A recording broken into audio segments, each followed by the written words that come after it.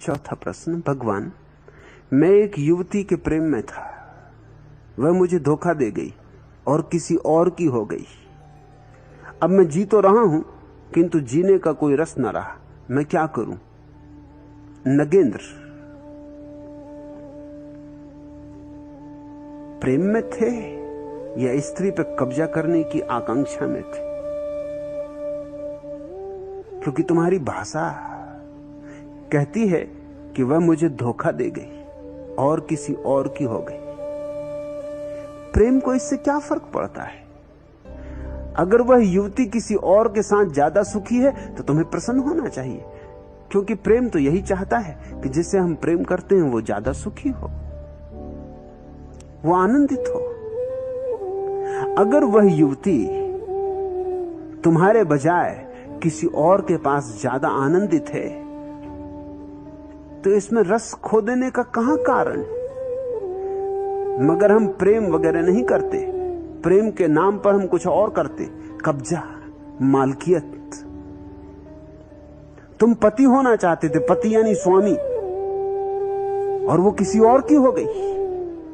और मजा यह है कि तुम्हें उससे प्रेम था, तुमने अपने प्रश्न में यह तो बताया नहीं कि उसे भी तुमसे प्रेम था या नहीं। तुमसे होता तो तुम्हारे साथ होती। तुम्हें प्रेम था, इससे जरूरी तो नहीं कि उसे भी प्रेम हो। प्रेम कोई जबरदस्ती तो नहीं। तुम्हें था, ये तुम्हारी मर्जी, और उसे नहीं था तो उसकी भी तो आत्मा है, उसकी भी तो स्वतंत्रता है। अब किसी को किसी से प्रेम हो जाए और दूसरे को प्रत्युत्तर देना ना हो तो कोई जबरदस्ती तो नहीं है। तुम प्रेम करने को स्वतंत्र हो, लेकिन किसी के मालिक होने को स्वतंत्र नहीं हो। तुम किसी के जीवन पर छा जाना चाहो, हावी होना चाहो, यह तो अहंकार है, प्रेम नहीं। प्रेम जानता है स्वतंत्रता देना। खुश हो कि अगर वो कहीं भी है वो प्रसन्न है। यही तो तुम चाहते थे कि वो प्रसन्न हो जाए, लेकिन नहीं, शायद तुम यह नहीं चाहते थे। तुम चाहते थे वो तुम्हारी छाया बन के चले, तुम्हारे अहंकार की तृप्ति हो, वो तुम्हारा आभूषण बने। तुम दुनिया को कह सको कि देखो मैंने इस युवती को जीत लिया। वो तुम्हारी विजय का प्रतीक बने, पताका बने। ये तुम्हारे अहंकार का ही आयोजन था, और अहंकार जहां है वहां प्रेम नहीं है। और शायद इसी अहंकार के कारण वो किसी और की हो गई हो। समझदार रही होगी, अच्छा किया किसी और की हो गई। तुम्हारी होती तुम सताते।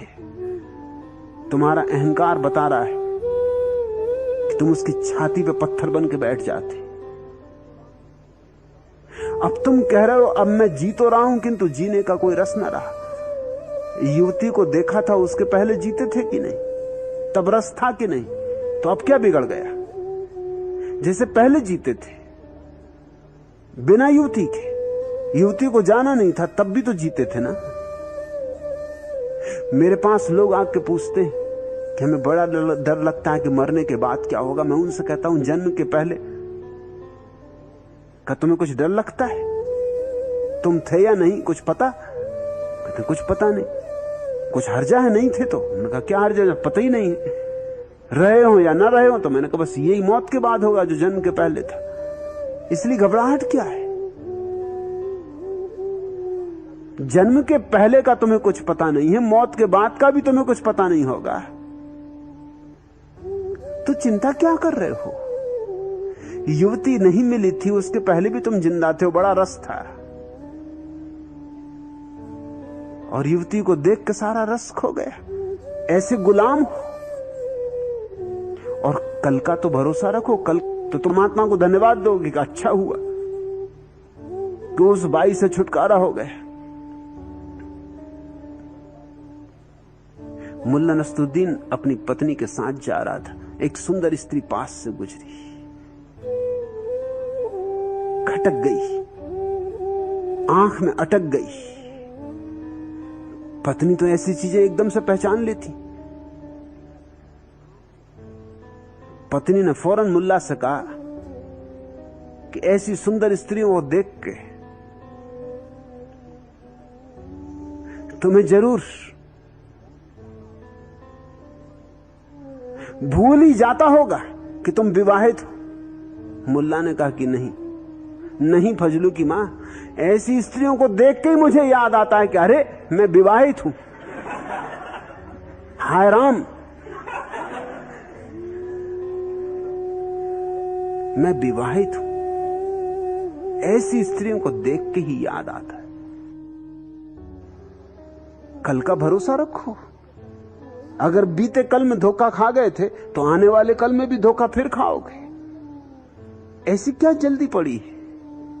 और पूछते हो कि जीवन में कोई रस ना रहा, मैं क्या करूं? अगर इस तरह ही रस आता हो तो फिर कोई तलाश कर लो।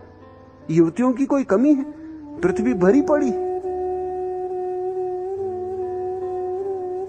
लेकिन अगर कुछ समझ की बात करनी हो तो थोड़ा सोचो। तुमने बच्चों की कहानियां पढ़ी होंगी। बच्चों की कहानियों में यूं कहानियां आती कि कोई राजा है, उसके प्राण उसने तोते में रख दिए, इसलिए उसको कोई मार नहीं सकता। जब तक तोते को ना मारे राजा को नहीं मार सकता। राजा को कितनी मारो मरते ही नहीं। उसने प्राण अपने तोते में छिपा रखे। जब तोते को पकड़ के मार डालोगे तो राजा मर जाएगा। ये कहानियां बड़ी ठीक है।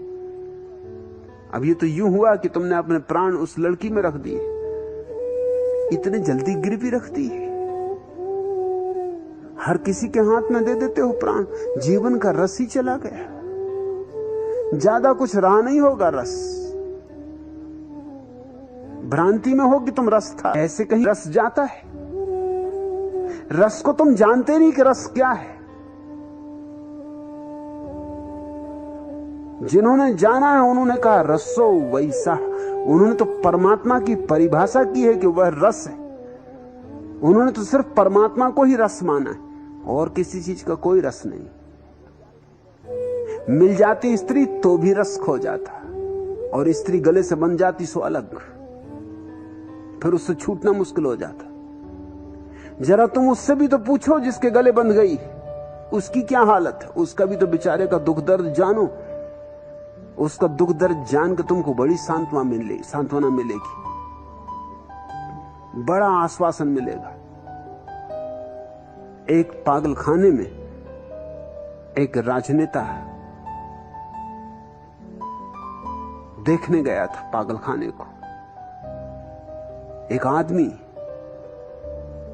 अपने बाल नोच रहा था, छाती पीट रहा था और हाथ में एक तस्वीर लिया था। आंखों से आंसू बह रहे थे झरझर। छाती से लगाता था तस्वीर को, सींचों में बंद था। पूछा उसने सुपरिंटेंडेंट को, इस आदमी को क्या हो गया, ये क्या कर रहा है? तस्वीर किसकी? उसने कहा ये तस्वीर एक स्त्री की, जिसको ये पाना चाहता था और नहीं पा सका। जब से नहीं पाया पागल हो गया।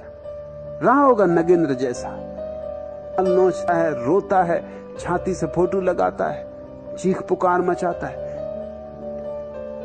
इसको पागल खाने में रखना पड़ा है। इसके घर के लोग परेशान हो गए। इसने सबका चैन हराम कर दिया है। राजनेता ने कहा बेचारा। आगे बढ़े। दूसरे कटघरे में एक आदमी सींचों को पकड़ पकड़ के हिला रहा था, सींचों से सिर मार रहा था, लहू लुहान हो रहा था उसका सिर। पूछा इसको क्या हो गया, इस बेचारे को क्या हो गया? उस सुपरिंटेंडेंट ने कहा कि आप ना पूछो तो अच्छा।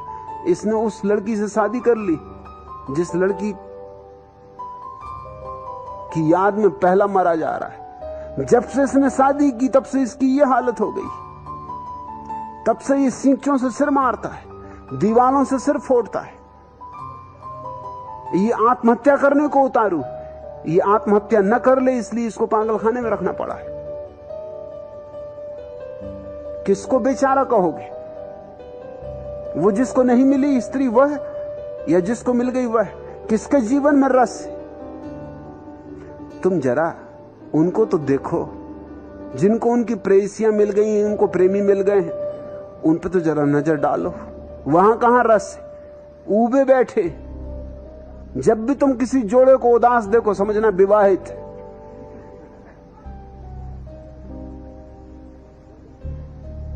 जब भी तुम किसी स्त्री पुरुष को लड़ते देखो समझो विवाहित।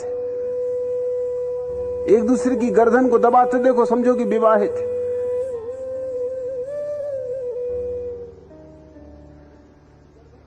जरा देखो तो चारों तरफ आंख खोल के। तुम मुझसे पूछ रहे हो, अब मैं जी तो रहा हूं किंतु जीने का कोई रस न रहा। इतने जल्दी गंवा दोगे जीवन का रस? जीवन कुछ और बड़े काम के लिए, जीवन कुछ और विराट आकाश को पाने के लिए। अभी और भी मंजिलें, अभी और भी आसमान।